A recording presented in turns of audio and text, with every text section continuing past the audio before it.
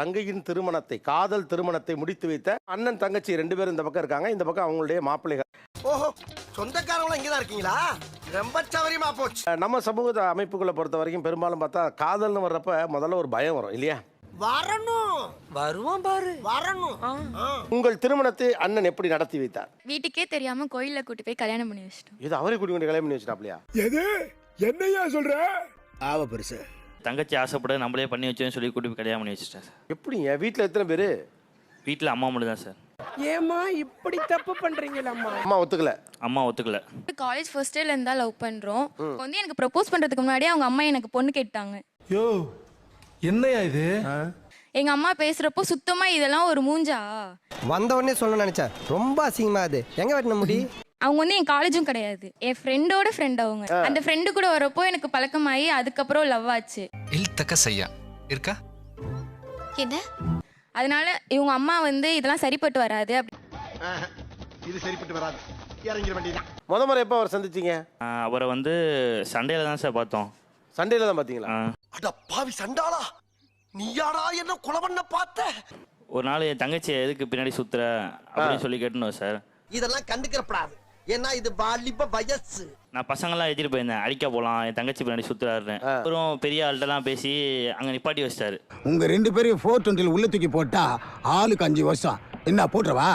நான் கூட்டு போனவனே அவங்கள்ட்டலாம் சண்டை போட முடியாது. ஓ, கண்ணில் ஒரு திமிரு, ஒரு ஆங்காரம் எல்லாமே தெரியும். சரி, அப்புறம் இப்படி பண்ணிட்டாங்களே, இதுலேயும் வேலையாகாது, நம்ம இதுக்கு மேலே என்ன தான் பண்ண முடியும் அப்படின்னு யோசிச்சிருந்தேன் சார். ஐயோ, ஒரு பைத்தியக்கார பைலட் மாட்டிட்டு பாடு. இந்த மாதிரி நான் உண்மையிலேயே லவ் பண்ணுறேன் சின்சியரா, நீங்கள் நம்பலாம் நம்பாட்டியும் நீங்கள் என்ன பண்ணாலும் ஓடி போய் கல்யாணம் பண்ணிடுவேன். ஒத்த ரோசா பிள்ளைய ரொம்ப அற்புதமா வளர்த்திருக்கமா. அப்புறம் வந்து எதுவுமே பண்ண முடியல சார், வீட்லேயும் ஒத்துக்கல. இப்போ நீங்கள் பயந்து கல்யாணம் பண்ணி கொடுத்தீங்களா? ஓகேட்டு கல்யாணம் பண்ணி கொடுத்தீங்களா? கரெக்டா கட்டுவிட்டா. அலைன்ஸ் பார்க்க ஆரம்பிச்சிட்டாங்க எங்கள் வீட்லேயும். இந்த பொண்ணும் பயந்துட்டு கொஞ்சம் சண்டை போட்டு ரேஞ்சுக்கெல்லாம் போயிடுச்சு. சரிப்பட்டு வராது, அவங்க என்னைக்கா இருந்தால் ஒத்துப்பாங்க அப்படின்னு சொல்லிட்டு நானே கூட்டு போய் கல்யாணம் பண்ணி வச்சேன் சார். யாருக்கும் தெரியாம கல்யாணம் பண்ணி. எந்த ஊர் நீங்க? திருச்சிராப்பள்ளி. மாப்பிள்ளை என்ன பண்றாரு? மாப்பிள்ளை வந்து பிசினஸ் பண்றாரு சார். அவன் போய் சொல்றான் ரெஃப்ரி, அவன் போய் சொல்றான். அது மிகவும் ஆபத்தான மிருகம். பட் அவரை விசாரிச்சீங்களா? அதான் 1 இயரா நான் பழக்கப்பட்டு இருந்தேன். அவர்கிட்ட பேசிட்டு அவர் கூட இருந்துட்டு நாங்கள் டூர்லாம் போயிட்டு வந்திருக்கோம் சார். என்ன எழவியாது? அம்மா மட்டும் தான் இல்லையா? அப்பாவும் இல்லை? ஆமாம் சார், சின்ன வயசே தவிர. சின்ன வயசுலேயே தவறுனாரு. 2 பேரும் அவங்க தான் வளர்த்துருக்காங்க இல்லையா? அம்மாவை கொஞ்சம் கன்வின்ஸ் பண்ணி அம்மாவுக்கு புரிய வச்சு இந்த கல்யாணத்தை பண்ணியிருக்க கூடாதா? ஏன்டா தயங்குற? தைரியமா சொல்றான். சொல்லு, நீதான் தைரியமான ஆளத்தை சொல்லு. இப்போ அம்மாவுக்கு என்ன சொன்னால் இப்போ அம்மா சம்மதிப்பாங்கன்னு நினைக்கிறீங்க? என்ன பண்ணினா இப்போ அம்மா சம்மதிப்பாங்க? அதான் இல்லைங்கிறேன். நீ எதுக்கு அதெல்லாம் கனவுல எதுக்கு பதிலுக்கு சொல்லணுங்கிறேன்? வாய்ப்பே இல்லை. இல்லை சார், எல்லாமே வந்து சடனாக எல்லாம் டக்கு டக்கு முடிஞ்சிருச்சு சார். சடனாக டக்கு நீங்கள் முடிச்சிருக்கீங்கன்னு சொல்கிறேன் நான். நிறைய போறான்டா. நீங்கள் இப்போ உங்கள் அம்மா விட்டுட்டீங்களா? உங்கள் அம்மா அந்த பிள்ளை கல்யாணத்தையே பார்க்கலையே. இப்போ அம்மாவின் சம்மதத்தை பெறுவதற்கு உங்கள் லைஃப் எப்படி இருந்தால் அம்மா சம்மதிப்பாங்க? ஏப்பா, இதை முதலே சொல்லியிருந்தா இவ்வளவு சேதாரம் ஆயிருக்காதுல்ல. உங்கள் மாமியாருடைய சம்மதத்தை பெறுவதற்கு என்ன செய்யலாம்? சார் உங்களை நான் நல்லா வச்சு பார்த்துக்கிறது தான் சார் இருக்கு. இதற்கு இது பதில் இல்லையே. இல்லை மன்னா, அவனுடைய ஆண்மையின் பெருமை பற்றி பேசிக் கொண்டிருக்கிறான். அந்த அம்மாவை நீங்கள் உங்கள் அம்மா சம்மதிச்சிட்டாங்கல்ல? நான் வயசு வருஷம் இப்படி திருப்புறேன். உங்கள் அம்மா சம்மதிக்கலாம்னு என்ன பண்ணியிருப்பீங்க? சனியனுக்கு தந்தி அடிச்சுட்டு இனி உன்னை ஆண்டவனால கூட காப்பாற்ற முடியாது.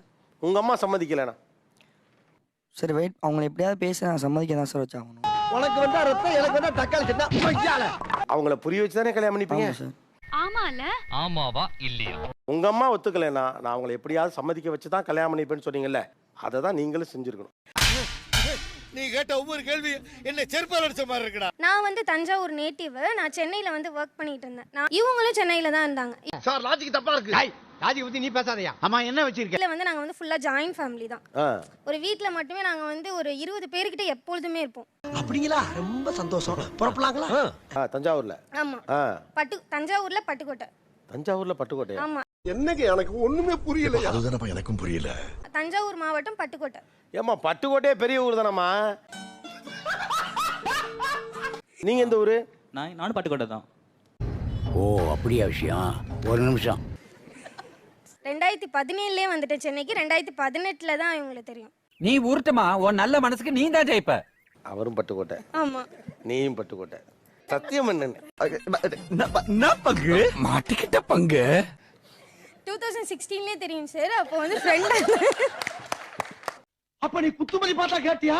நானா தான் ஓடிட்டனா? 2016ல எங்க பாத்தீங்க? எங்க ஊர்லயே தான் சார். பட்டுக்கோட்டையிலே பாத்தீங்க. என்ன இப்படி ஆயிருச்சு? கூட்டு குடும்பம் 20 பேர் இருக்கோங்கிறீங்க. பட்டுக்கோட்டையிலே பார்த்து 2 பேருமா திட்டம் போட்டு சென்னைக்கு வந்திருக்காங்க. அதுவே உனக்கு இப்பதான் தெரியுமா? கங்க்ராச்சுலேஷன்ஸ். இவ்வளவு பேர் வீட்டுல இருக்காங்கல்ல, ஏன் இவரை சூஸ் பண்ணீங்கன்னு? மூஞ்சி சார், மூஞ்சி. சில மூஞ்சிகளை பார்த்தாதான் போட்டுடணும் போல தோணும். ஏன்னா ஆல்ரெடி அண்ணன் வந்து பிரேக்கப்ல வேற இருந்தான். அதுல போட்டோம்னா அப்ப அந்த வலி தெரியும், Correct ஆ? லவ்வோட வலி தெரியும்.